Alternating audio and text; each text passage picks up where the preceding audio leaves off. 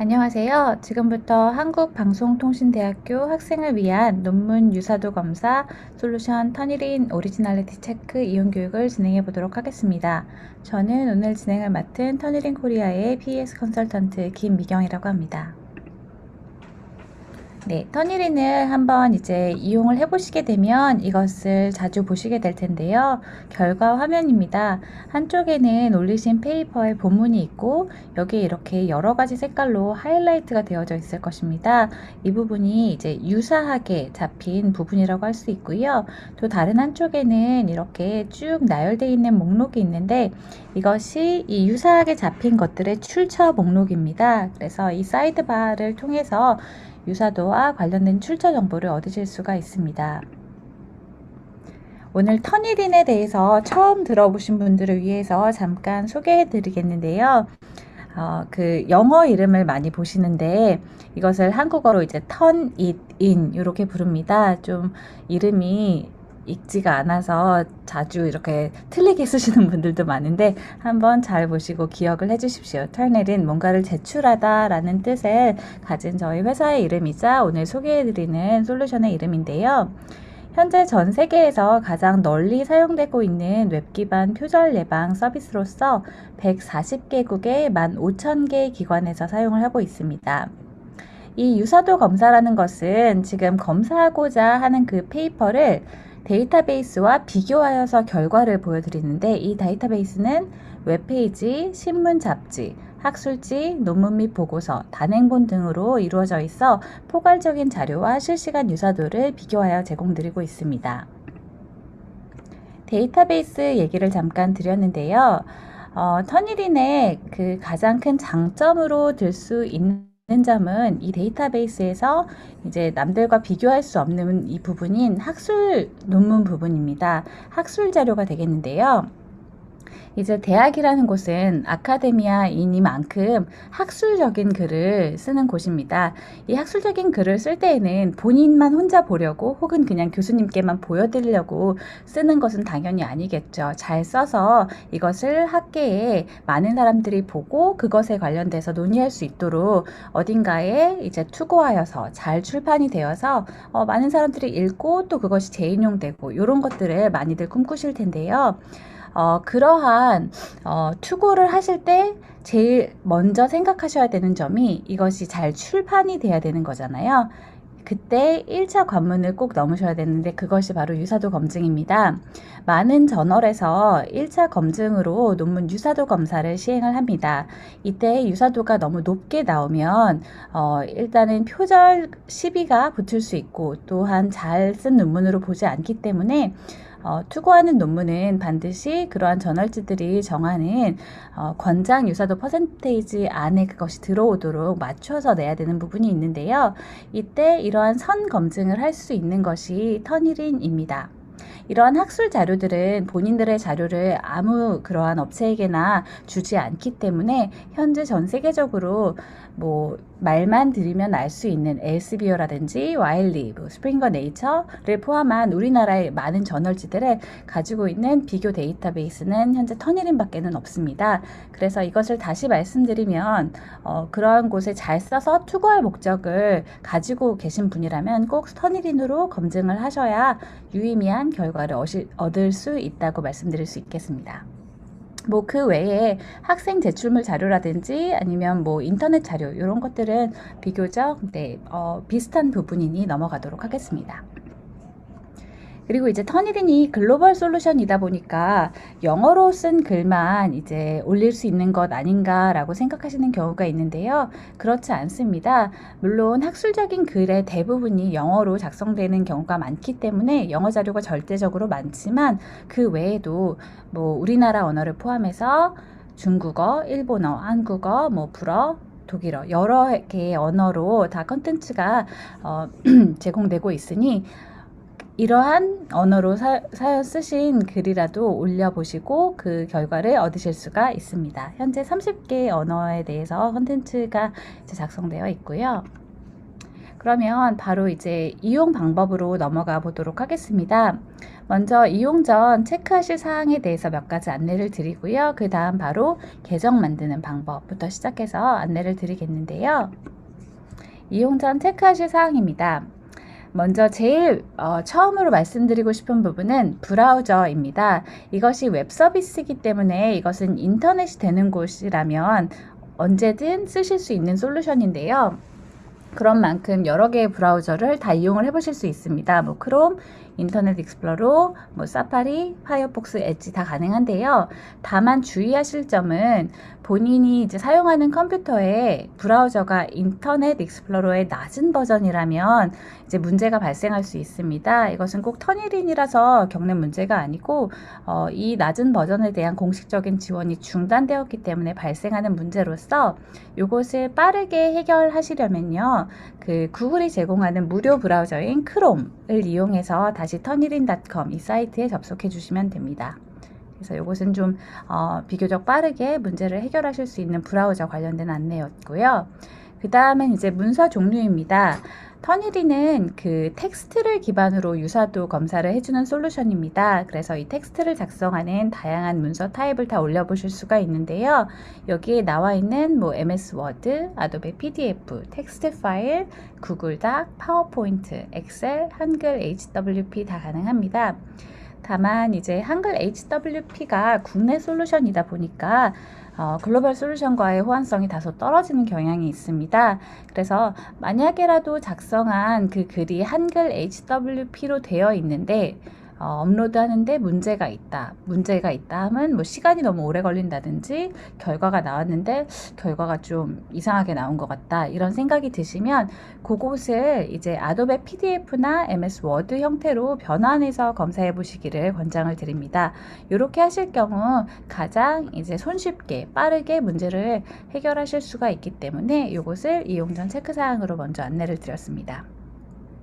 그리고 그 다음 안내드릴 사항은 이제 조금 있다가 제가 페이퍼를 업로드하고 결과를 보는 부분에 대해서 안내를 드릴 텐데 이 작성 중이신 논문을 올려보시잖아요. 업로드를 해보시고 이제 또 수정을 거듭해서 여러 번 업로드를 해보실 텐데 이때 이 올려보시는 모든 페이퍼는 데이터베이스에 저장되지 않습니다. 선생님께서 로그인 하실 때 그 결과만 보이는 거예요. 그렇기 때문에 이것을 이제 검사하신 후에 추후에 뭐 이것을 삭제하기를 원한다든지 이런 요청을 하실 필요가 전혀 없습니다. 그래서 검사 공간은 모두 미저장이니 검사 후에 따로 삭제 요청을 하지 않으셔도 된다는 점 기억해 주시기를 바랍니다.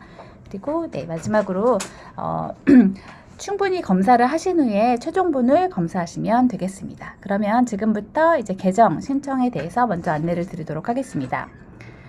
한국방송통신대학교에서 이 솔루션을 구독하고 있기 때문에 이 소속원만 이 솔루션을 이용하실 수가 있습니다. 이때 필요한 고유 키값이 클래스 아이디와 클래스 등록키라는 이 두 가지 값인데요. 이것은 어디서 확인하실 수 있냐면 중앙도서관 홈페이지에 가시면 연구학습 지원 탭에 연구윤리 및 참고문헌 안내 부분이 있습니다. 이쪽에 표절 예방이라고 되어 있는 부분에 터니린에 대한 안내가 되어 있는데요. 이것이 외부 인원에게 공개되면 안 되기 때문에 이 중앙도서관 홈페이지에 로그인 하셨을 때 확인하실 수 있게끔 되어 있습니다. 그래서 로그인을 하신 상태에서 이쪽으로 가셔서 이 클래스 정보를 확인하시면 클래스 아이디와 등록키 정보를 득하실 수가 있습니다. 이렇게 두 가지 정보를 득하신 다음에는요, 저희 터니린 사이트로 오시면 되겠는데요. 보통 이제 지금 제가 한국어로 교육을 진행을 하고 있기 때문에 한국어 홈페이지를 기본으로 설명을 드리겠습니다. www.turnitin.com 이때 터니린을 가끔 스펠링을 틀려서 이제 접속하시는 경우가 있는데 TURNITIN 요겁니다. 그래서 turnitin.com으로 들어오시되 언어를 한국어로 변경을 위해서 해주시거나 혹은 turnitin.com 하고 슬래시 한 다음에 KO 요렇게 접속하시면 한국어 홈페이지로 바로 접속을 하실 수가 있으니까요. 아까 말씀드린 이 클래스 정보 확인 이 두 가지 값을 득하신 후에 이쪽으로 접속을 해주시면 되겠습니다. 접속을 하시면 상단에 회원가입이라는 란이 보이실 거예요. 그래서 회원가입 부분을 누르시고 학생 계정을 만드시는 거기 때문에 학생 부분을 클릭을 하시면 제일 처음에 기입하셔야 되는 내용이 이 클래스 아이디와 등록키입니다. 이 부분을 아까 제가 말씀드린 공지에서 득하셨으니 기입을 해주시면 되겠고요. 그 다음 부분은 비교적 간단합니다. 다른 홈페이지에 가입하는 것과 크게 다르지 않은데요. 다만 이제 이름과 성 부분을 나눠서 기입하게끔 되어 있습니다. 그래서 이름, first name, 그리고 성, last name을 나눠서 기입을 해 주시고요.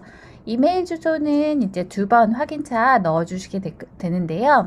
이때 주의하실 사항은 1인 1계정 엄수 부분입니다. 즉, 한 사람이 꼭 하나의 계정을 가지고 하셔야 되고요. 또 하나는 학교 이메일 주소를 사용을 하시거나 혹은 학교에 등록한 이메일 주소 요것을 사용해 주실 것을 강력하게 권장을 드립니다. 거듭 말씀드리지만 이것은 기관에 소속된 인원이 사용하는 솔루션이기 때문에 그 소속원임을 증명하는 일종의 절차로서 클래스 아이디와 등록키가 있는 것이고 두 번째 절차로서 이렇게 학교 이메일을 사용하는 것을 강력하게 권장드리고 있으니까요. 이 부분을 지켜주시면 좋겠습니다. 만약에라도 학교 메일이 없으시다면 개인 메일을 쓰셔도 무방하나 다시 한번 말씀드리기로는 권장드리기론 학교 메일을 사용을 해주시기를 말씀을 드리겠습니다. 그 다음에는 패스워드를 2번 입력해 주시고 보안용 질문을 드롭다운 메뉴에서 하나 선택하셔서 그에 대한 답변을 기입하신 후에 하단에 있는 어그리먼트를 한번 읽어주시고 밑에 나는 로봇이 아닙니다. I'm not a robot이라고 되어 있는 부분을 체크하신 후에 동의합니다. 프로파일 작성까지 눌러주시면 계정 신청이 완료가 되게 됩니다. 이렇게 해서 계정이 만들어졌고요. 이때 기입하신 이메일 주소가 아이디가 될 것이고 이때 기입하신 패스워드 이 2가지 정보를 가지고 로그인을 하시면 되겠습니다. 그럼 두 번째 단계입니다.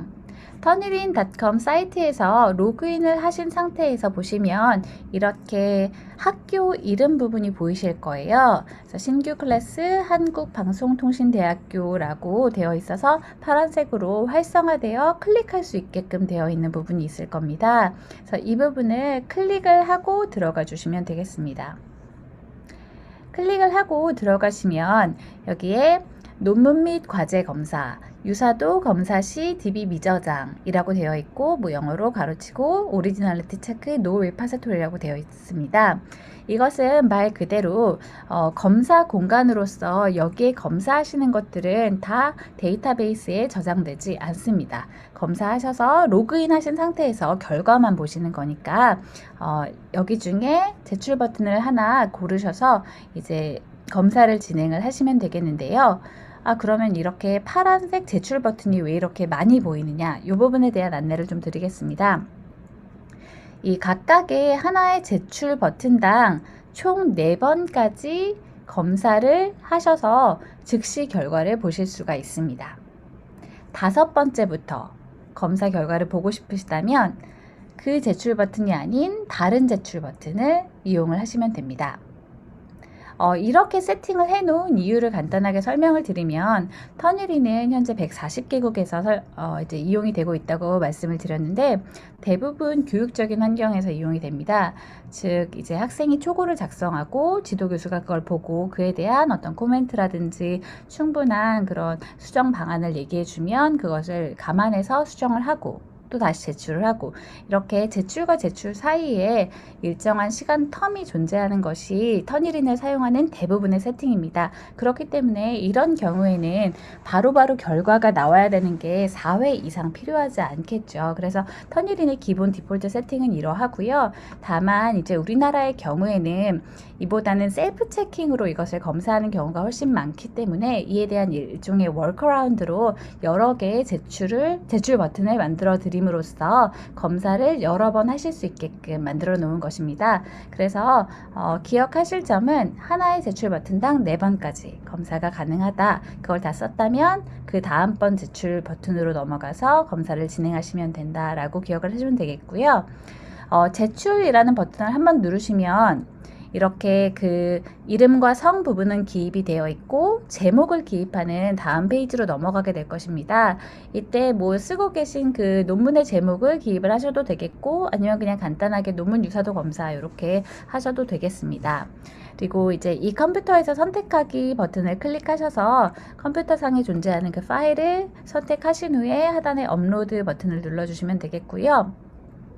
유형은 두 가지입니다. 단일 파일 업로드가 있고 잘라서 붙여넣기, 즉 커렌트 페이스트 업로드가 있을 텐데요. 단일 파일 업로드는 말 그대로 그 하나의 파일로 되어 있는 것을 올리실 때 사용하시는 거고요. 커렌트 페이스트는 뭐 예외적으로 아직 파일 형태로 되어 있지 않지만 20단어 이상의 어떤 텍스트가 있어서 그것을 검사하고자 하실 때 이용해 보실 수 있는 옵션입니다. 디폴트는 단일 파일 업로드니 그것을 기본으로 설명드리겠습니다. 업로드 버튼 누르시면 약 한 5초에서 10초 정도가 지나면 이렇게 간단한 서머리가 나오고요. 이 서머리를 보시고 이 파일이 맞다라고 확인 버튼까지 눌러주시면 두 번째 단계인 파일 업로드 단계가 완료되었습니다. 이렇게 검사를 진행하신 후에 그 결과를 보는 부분을 이제 설명드릴 건데요. 그 전에 한 가지 말씀드릴 부분이 이렇게 제출을 한번 하시고 나면 이제 이 제출 버튼이 다시 제출하기라는 이름으로 바뀔 겁니다. 그래서 이 하나의 버튼을 이용해서 검사를 진행하실 때 다시 제출하기 버튼을 누르시면 똑같이 제가 방금 설명드린 그 프로세스를 거치시면 되고요. 만약에 영어 페이지로 보신다면 이 부분이 제출은 submit이 될 거고 영어로는 그 다시 제출하기는 resubmit가 되어 있을 것입니다. 그래서 여기에다 검사를 하시면 기존에 검사한 부분을 이제 덮어쓰기 방식으로 하시는 거예요. 그래서 그 점을 이해하고 계시면 되겠습니다. 그러면 이제 마지막 단계인 결과를 보는 화면에 대해서 설명드리도록 하겠습니다. 파일을 업로드 하신 후에 약 5분에서 10분 정도가 지나고 나면 이제 결과가 나오게 되는데요. 컴퓨터의 설정에 따라서 이제 변경사항이 생기면 새로 고침이 저절로 돼서 이제 나오는 경우도 있지만 그렇지 않은 경우도 있기 때문에 만약에 뭐 10분 이상 지났는데 결과가 나오지 않는다라고 하시면 페이지 새로 고침 한번 눌러 보십시오. 새로 고침하는 방법 여러 가지가 있죠. 그래서 그 주소창 부분을 긁어서 엔터키를 누르신다든지 아니면 위쪽에 있는 터니린 로고를 한번 눌러주신다든지 아니면 뭐 F5번 키를 누르신다든지 방법으로 새로 고침을 해보시면 결과가 나와 있다면 이렇게 유사성 컬럼에 퍼센테이지와 색깔 박스가 보이실 겁니다. 그래서 이게 결과가 나왔다는 뜻이고 이 샘플이라는 제목에 대한 그 파일에 대한 유사성이 현재 53%로 나온 것이에요. 그래서 이에 대한 자세한 결과를 보려고 하면 이 퍼센테이지 부분이나 컬러 박스 이 부분을 클릭해 주시면 새 창이 뜨게 됩니다. 이렇게 새 창이 뜨면 제가 처음에 보여드렸던 한쪽에 이제 올리신 페이퍼의 본문 그리고 그에 대해서 유사하게 나온 부분에 하이라이트 쳐져 있는 부분이 보이실 거고요. 다른 한쪽에는 이렇게 빨간색 사이드 패널이 보이실 텐데요. 하나씩 설명을 해 드리도록 하겠습니다.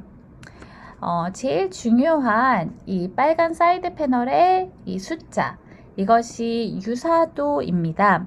유사도 수치라고도 부르고 뭐 영어로 오리지널리티 인덱스라고도 부르는데요. 한 가지 강조하여 말씀드리고 싶은 부분은 이것은 표절률이 아니고 유사도입니다. 다시 말씀드리면 이렇게 유사하게 잡힌 부분에는 표절적으로 문제가 될 수 있는 부분도 있지만 그렇지 않고 모든 논문에 이제 공통적으로 들어가기 때문에 자연스럽게 유사하게 잡힌 부분도 존재를 합니다. 예를 들어 여기서 보면 서론, 연구 방법, 결과, 논의 이런 부분과 같이 말이죠. 그렇기 때문에 이것을 보시면서 이제 본인이 검토를 하는 과정을 꼭 거치셔야 되는데요. 이 숫자가 나온 부분을 클릭을 하시게 되면 일치 개요라고 해서 대표 출처 정보가 쭉 나열되게 됩니다. 1번부터 제일 많이 유사하게 잡힌 부분으로 쭉 나열이 되어 있는데요. 그 각 소스를 클릭을 하시게 되면 즉 각 출처 정보를 클릭을 하시게 되면 본문 내에 그 해당하는 부분으로 이동이 되게 됩니다. 그래서 보시면서 이 3번에 해당하는 부분은 이 출처 정보를 가지고 있구나 이렇게 이해를 하시면 되겠고요. 요걸 보시면 판단하시기로 이 부분은 내가 출처를 제대로 잘 기입을 안 했구나, 혹은 이건 직접 인용을 내가 할 필요가 없는데 직접 인용을 했구나, 간접 인용으로 바꿔야지, 혹은 이 부분은 직접 인용이 너무 길다 라는 판단이 드신다든지, 여러 가지 그런 표절과 관련된 문제가 될 만한 사항들을 가진 파트가 보이실 수 있습니다. 그래서 그 부분을 위주로 수정을 하시는 거고요. 제가 아까 말씀드린 자연스럽게 이제 겹칠 수밖에 없는, 유사하게 나올 수밖에 없는 부분들은 따로 수정하지 않으셔도 됩니다. 그래서 그 부분을 위주로 수정을 하시면 되겠고요. 이에 대해서 도움을 드리려는 그러한 목적으로 또 하나 제공하고 있는 부분이 그 밑에 있는 그래프 모양의 버튼이 되겠습니다. 이 부분은 바로 모든 소스를 보여주는 버튼이 되겠는데요.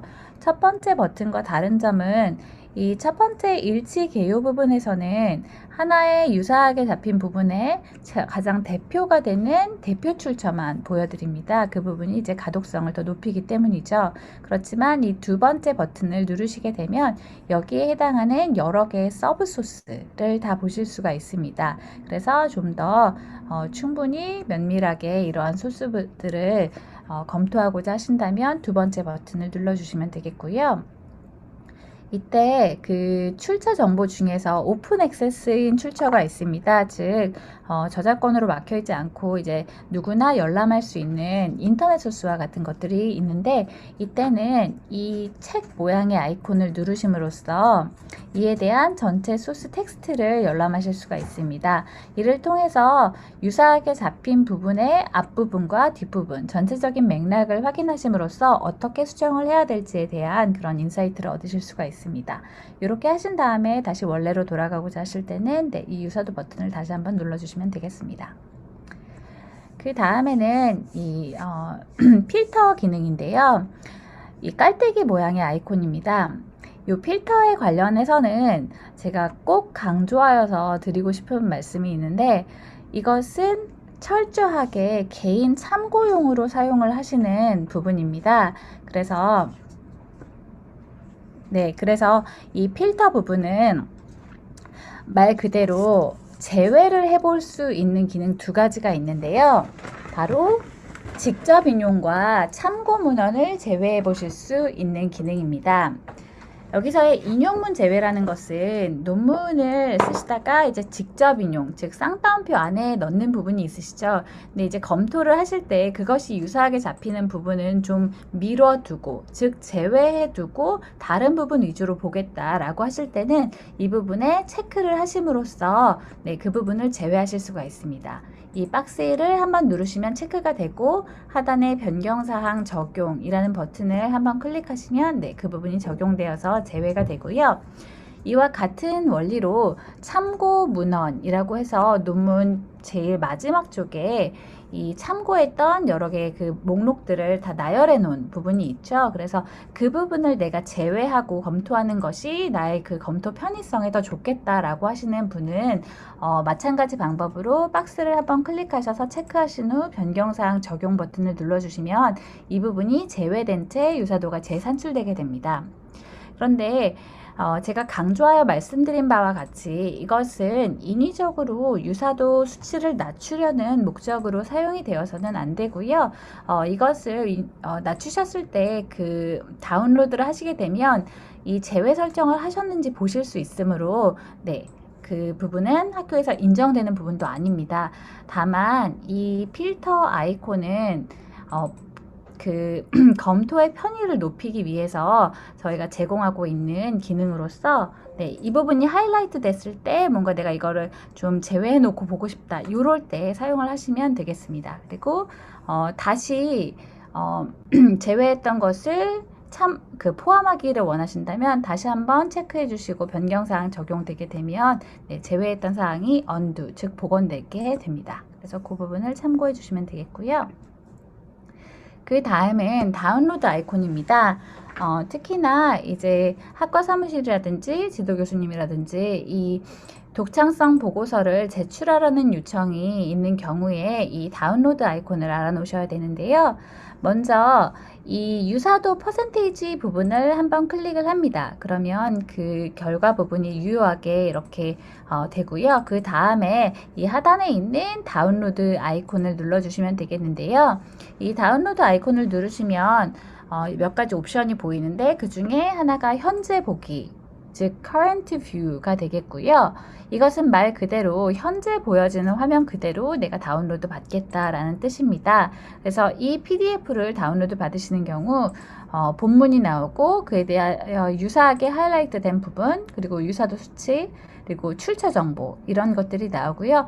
여기에는 뭐 이런 제외 설정을 했는지에 대한 정보도 같이 나오게 됩니다. 그래서 보통 뭔가를 제출하라고 했을 때 유사도 관련해서 이 독창성 보고서, 즉 현재 보기를 누름으로써 다운로드 받아지는 그 부분을 출력하여서 제출을 하시는 겁니다. 이에 더하여서 경우에 따라 디지털 수령증도 함께 제출하라고 하는 경우도 있습니다.